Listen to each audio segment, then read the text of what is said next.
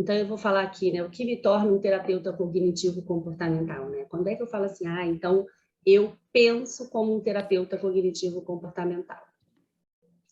E aí eu trouxe uma fala clássica da psicologia para mim, e que não é de um terapeuta cognitivo-comportamental, até para falar que a TCC ela é muito integradora. A gente não está aqui para trazer verdades absolutas, a gente não está aqui para trazer verdades incontestáveis, a gente está aqui para evoluir. A gente quer evoluir como ser humano, a gente quer que o nosso paciente evolua como ser humano e a gente também quer evoluir como profissional, né? Então, eu acho que dentro da psicologia, a gente busca essa evolução, tá? Então, deixa eu voltar aqui. Então, essa frase, né, aqui, deixa eu fechar. Que diz, né, conheça todas as teorias, domine todas as técnicas, mas ao tocar uma alma humana, seja apenas outra alma humana, é algo que eu acredito 100%, tá? Então, quando eu tô com o meu paciente, eu vou estar aqui hoje falando para vocês da TCC e dessa escuta da TCC, e vocês vão ver as meninas fazendo a mesma coisa, né? As psicólogas que trabalham com a gente. O que eu quero dizer para vocês é assim, ó, tudo que a gente faz é a partir da fala do paciente, é a partir da dor que o paciente traz para aquela sessão. Mesmo que a gente tenha algo estruturado para aquele dia, se o paciente traz algo que é diferente do que a gente estava imaginando, é aquilo que a gente vai acolher. Tá? Quando a gente pensa numa avaliação clínica, por exemplo, né, e a gente vê aquele monte de inventários, questionários que a gente pode usar, eu quero ouvir o meu paciente e é a partir da fala dele que eu vou colhendo as informações que eu preciso. A gente precisa ser sensível à dor do outro. Para mim, isso é uma das coisas mais importantes, que mais conectam e que mais vão colaborar para aquilo que o Beck fala, né, que é o empirismo colaborativo, uma boa aliança terapêutica. Então, a gente trabalha as cognições, mas a gente trabalha as cognições entendendo que as cognições estão relacionadas às nossas emoções e a gente vai precisar regular o nosso paciente emocionalmente, a gente precisa entender qual é a percepção que essa pessoa tem dela, qual é a percepção que essa pessoa tem do mundo, dos outros, do futuro, e isso a gente vai colhendo na conversa com o paciente. Então, a gente tem eu falo que a gente tem algumas caixinhas, tipo um quebra-cabeça, a gente tem algumas peças que a gente precisa ter para pensar como um terapeuta cognitivo-comportamental. Então, se o meu paciente chega me contando, né, que ele está muito animado, porque hoje ele vai participar de um encontro clínico em TCC, eu vou entender qual é a situação que ele está me trazendo, ele tem um encontro clínico, eu vou entender o que ele está pensando, né? Então, quando ele diz, estou muito feliz, o que você pensa nesse momento que esteja tão feliz, tá? Eu vou entender os pensamentos por trás disso.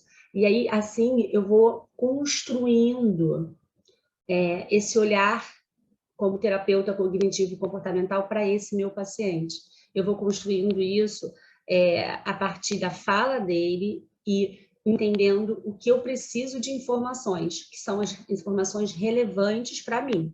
Então, tem as informações que o paciente precisa trazer como necessidade dele de fala, e existe dentro disso um recorte daquilo que eu entendo como sendo importante para o processo terapêutico dele. E dentro daquilo que eu entendo como sendo importante para o processo terapêutico dele, eu preciso identificar as cognições, eu preciso identificar as emoções, eu preciso fazer um link disso com a percepção dele, dele próprio, do mundo, do futuro, dos outros, e fazer um link disso com a história de vida dele. Então, assim, a gente tem, né, processos rigorosos, né, de experimentos clínicos em terapia cognitivo-comportamental que embasam a nossa prática. Como eu falei inicialmente, não é esse o nosso olhar de hoje, a gente não está aqui para trazer as pesquisas, a gente hoje vai falar só de consultório, de estar aqui com o nosso paciente, trocando com ele, a partir daquilo sim que a gente estudou, daquilo sim que a gente leu, mas a gente vai estar falando da prática clínica. Então, a gente entende que, né, quando a gente fala aí de um transtorno, né, quando a gente pensa em transtorno, a gente tem os transtornos no DSM, né, que é o Manual Diagnóstico Estatístico lá, e que a gente fala, né, transtorno de ansiedade, os transtornos do humor, a gente tem os transtornos psiquiátricos, os transtornos mentais, e a gente entende, assim, que conforme o paciente vai trazendo a perturbação dele, né, as dores dele, os prejuízos dele em relação a o que está acontecendo naquele momento, eu preciso, a primeira coisa é identificar quais são os fatores que estão desencadeando isso, essa dor dele nesse momento. Então, a fala do meu paciente é uma fala, né, é uma escuta na terapia cognitivo-comportamental do o que desencadeia meu paciente, o que desencadeou o meu paciente estar como ele está hoje. O que mantém ele dessa forma? Então, o que desencadeia, o que mantém, ele vai falando e eu vou escutando isso. Isso me torna um terapeuta cognitivo comportamental. Quando eu vou extraindo do meu paciente os pontos que fazem a base da terapia cognitivo comportamental. Então, eu quero entender quais são as avaliações desse paciente, as avaliações cognitivas dele que são mal adaptativas, eu quero entender quais são os sintomas que ele me traz fisiológicos, qual é a experiência dele subjetiva, que está relacionado, sim, à maneira como ele avalia, então qual é a lente que ele está vendo o mundo. Eu preciso identificar, como terapeuta cognitivo comportamental, qual é a lente que meu paciente está vendo o mundo.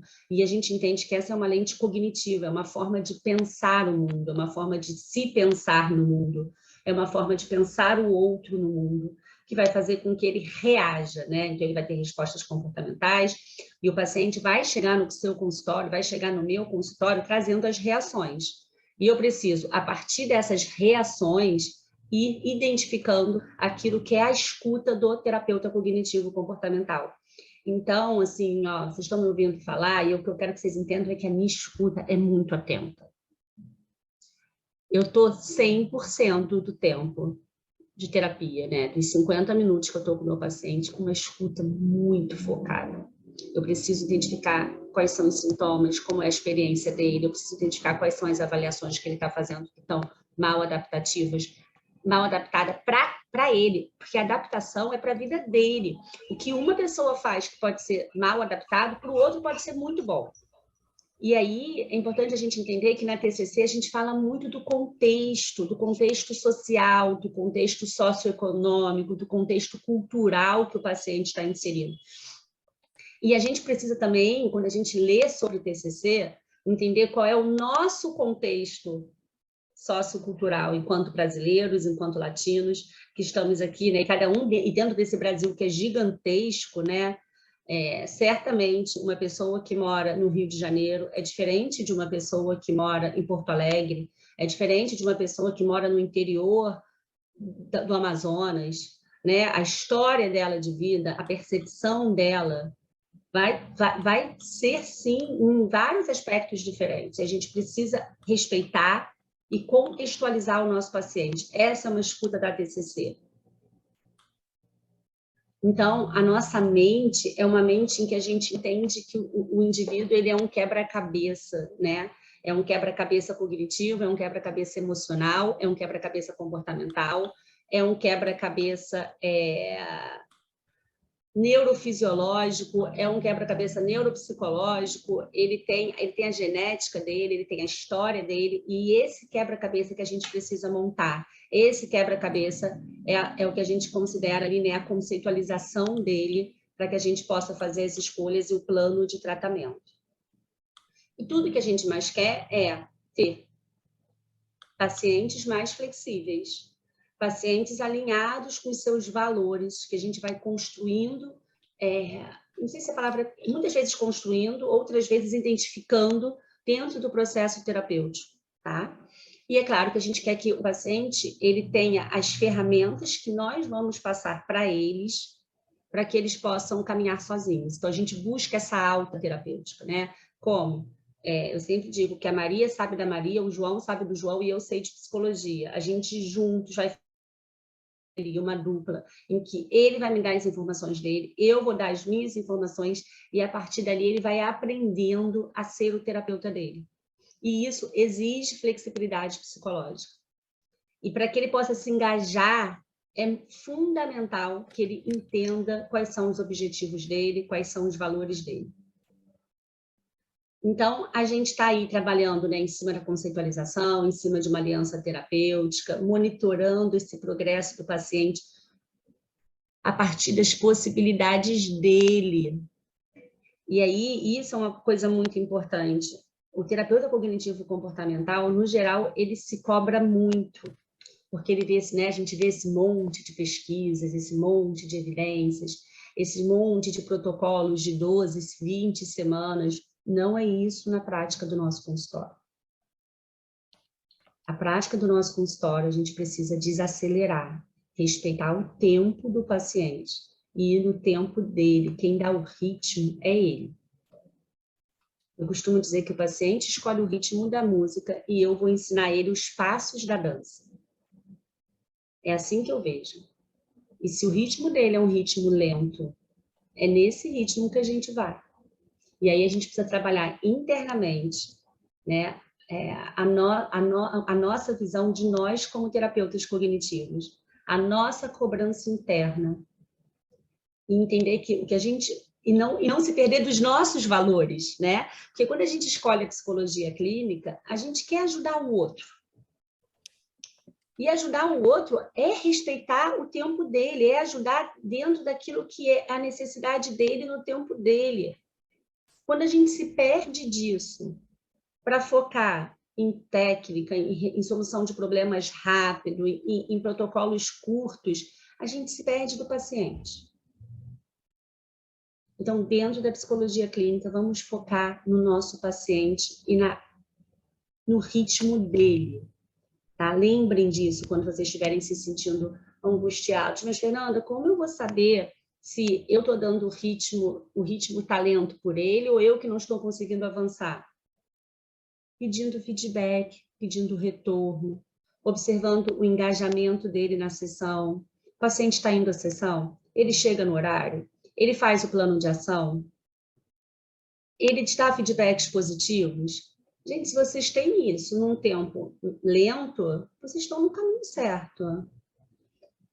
A gente está, né, assim, cada vez mais trabalhando com foco naquilo que é o positivo do paciente, trabalhar também as crenças positivas dele, não só as negativas, e valorizar essas crenças positivas, valorizar o que faz o paciente conseguir estar ali naquele processo. Eu sempre digo assim, o paciente às vezes chega muito limitado.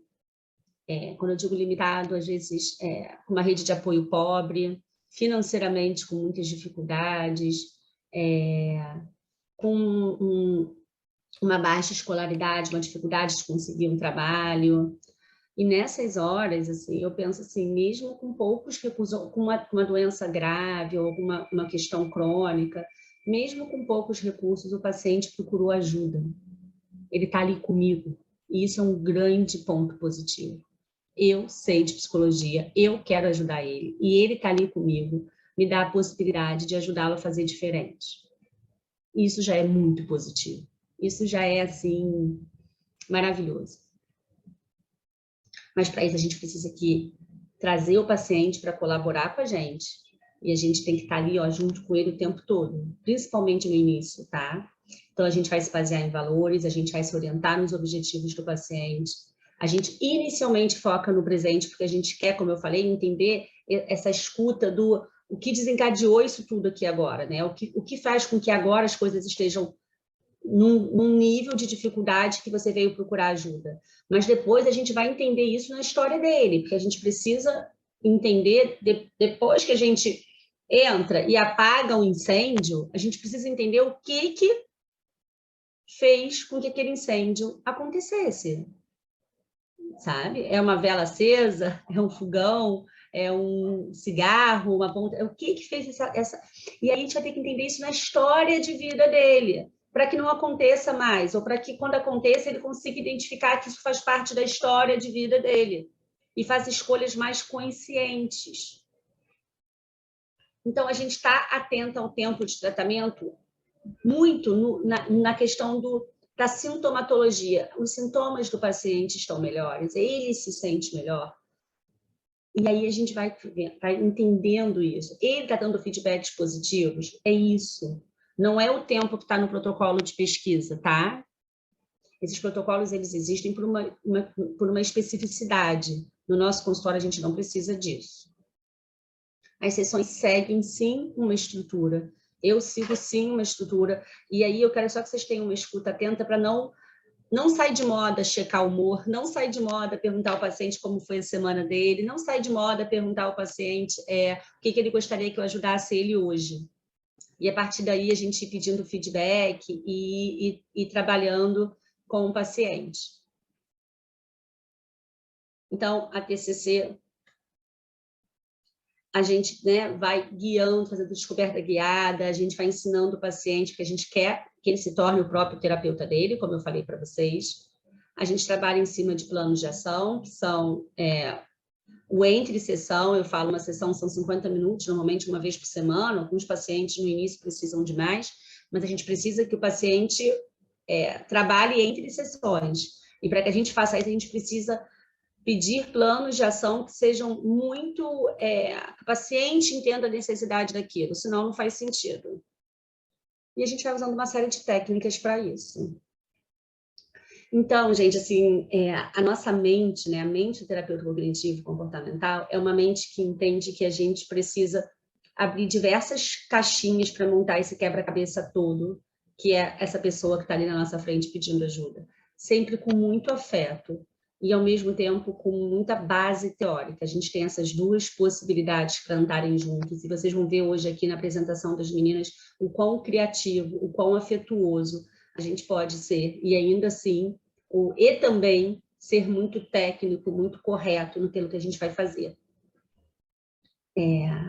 Eu trouxe uma frase aqui, uma frase não, né? Na verdade, um textinho do Aaron Beck, do livro novo do Aaron Beck, que ele diz assim, ó: sabemos que indivíduos que se encontram em circunstâncias difíceis, com frequência, são mais fortes do que eles se percebem. Eles têm um potencial que acreditam não ter. Ficamos muito satisfeitos em poder vê-los superar todas as expectativas. Eles se recuperam, prosperam, florescem, desfrutam da vida, fazem do mundo um lugar melhor, encontram sua missão. Embora continuemos otimistas sobre a rica possibilidade que reside dentro de cada pessoa, não somos polianos. Os desafios podem parecer insuperáveis, tanto para aqueles que experimentam, quanto para aqueles que querem colaborar para uma vida melhor. Eu acredito nisso. Não é fácil, nem para a gente, nem para eles, mas é possível. Quero agradecer a vocês aí por estarem aqui com a gente nessa manhã de sábado.